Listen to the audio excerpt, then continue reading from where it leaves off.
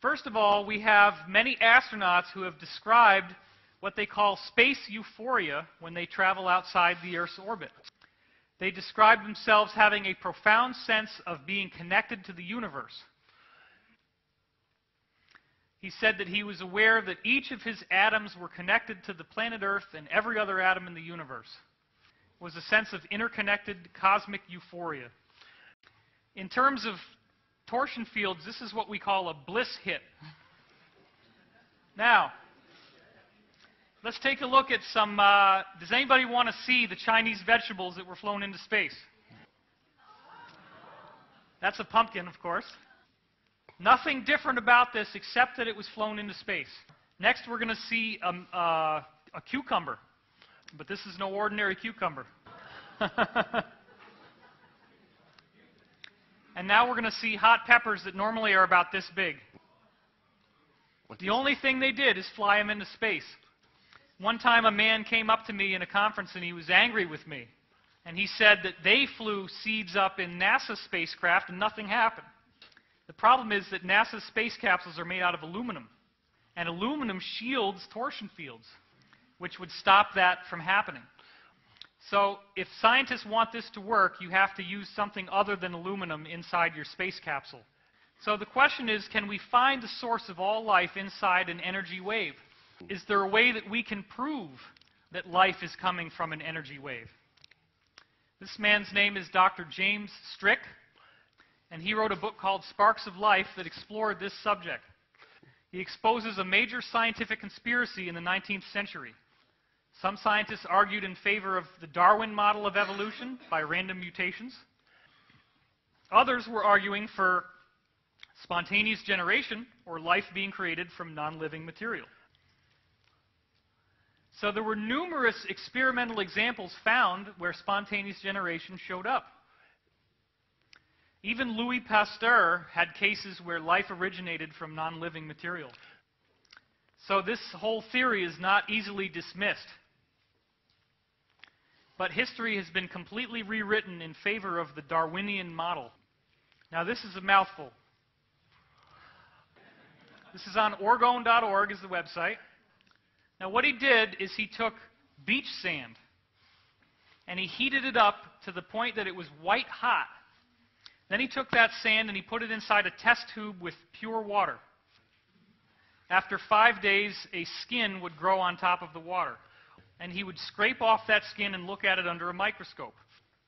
It was a completely sterilized tube of water. So nothing should be able to live through that. Now this is what we see if you don't sterilize the sand, if you don't heat it up first. All we see is these globs that have no real interesting things about them. But if you purify and sterilize the sand first, then you start seeing these little critters growing inside the water. This almost looks like a brain. Now check this out. Would you like to see this up close? Very clearly biological. These plants do not survive at 1,000 degrees Celsius, which is the temperature the sand was heated up to. This looks like a red blood cell here, and this looks like a white blood cell. But this next one is my favorite of all. Imagine a little spiny porcupine.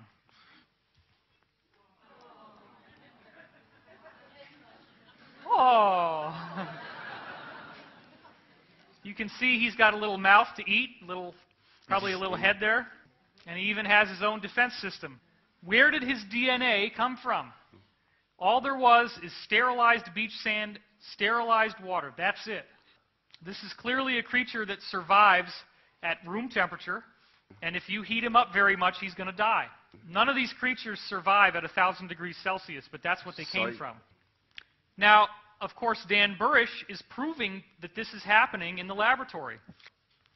But his knowledge was classified top secret by the government because they don't want us to know that life is coming out of non-living material. So the question is, how far can we take this new life that's coming out of the energy field? This new study just came out on February 15th, and I'm very excited about it. What we're seeing is life forms that appear only at the North Pole or the South Pole in the ocean, nowhere else. Let's take the lights down. They found 235 identical species at both poles. The scientists were startled. They found whales, worms, and crustaceans among many other species. Challenge. Exactly where they came from and how they ended up a world apart with comparatively warm oceans in between remains a mystery.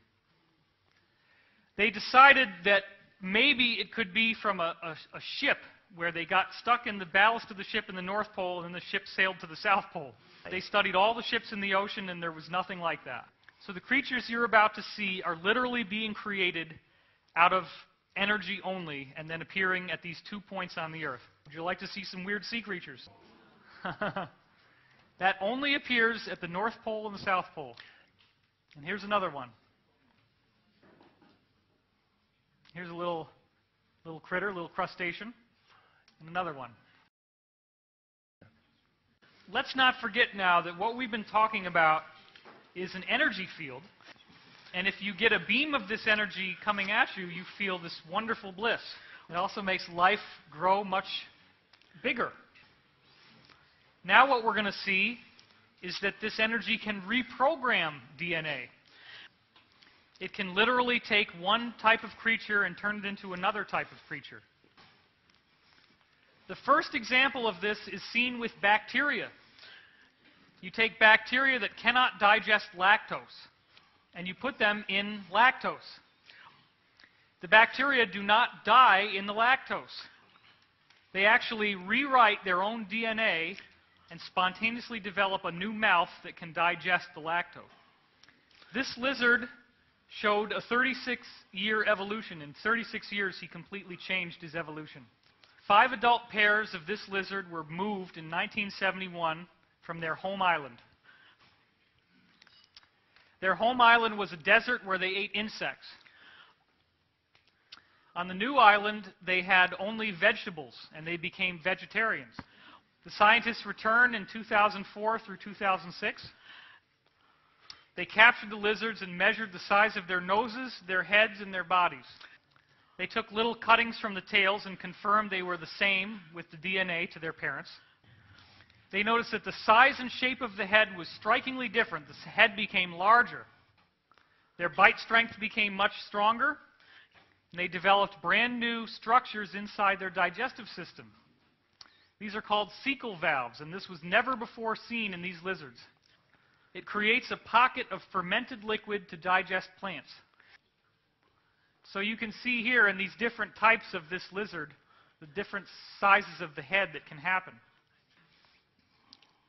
These changes allowed them to be able to eat plants better. They also became much less aggressive and stopped defending their territory. So it's a good case for being a vegetarian.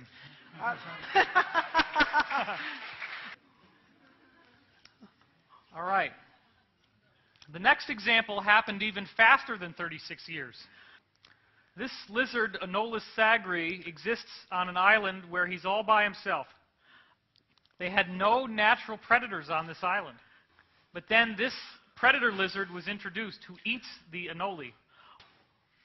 These lizards first tried to run away from these guys on land. They very quickly developed longer legs so that they could run faster. But the problem was that they were still dying. So then they realized that they had to climb a tree if they were going to survive. And they grew much shorter legs to be able to climb the tree. This happened within a single generation. It's pretty amazing. And there he is in the tree. So here you see one on land and how they would run. Now we're also seeing fish suddenly changing in the Congo. They're growing larger and larger. Orangutans are learning to fish by sticks now. They're also learning how to swim, which they never did before. Scientists are baffled by this. Now, can species be energetically transformed from one to another? That's what we were talking about. Can you actually change from one creature to a completely different creature? The first scientist who discovered this that we're going to talk about is Tzyan Conchazin. As you can see, this is a duck and this is a chicken. It's completely anatomically correct. These are funnels and these are pipes. This is a microwave generator. So he's basically nuking the duck and sending the energy into where this chicken is. The chicken is pregnant with eggs. What do you think happens when it lays the eggs? Well, let's take a look.